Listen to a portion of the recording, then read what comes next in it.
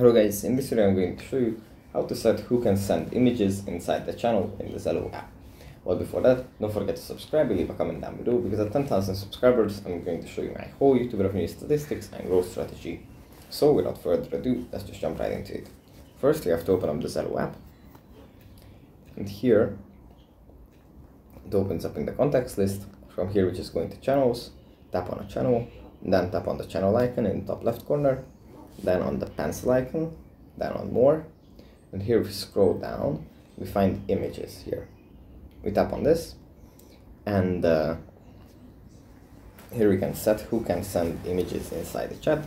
For example, we can set it disabled, so nobody can send images, enabled, anyone can send images, pre-moderated, which means that moderators are going to check out the images before they are sent, and admin, which means that only moderators can send images. So yeah, that's pretty much it for this video. Hope it was helpful for you guys, and I'll see you in the next one. Bye.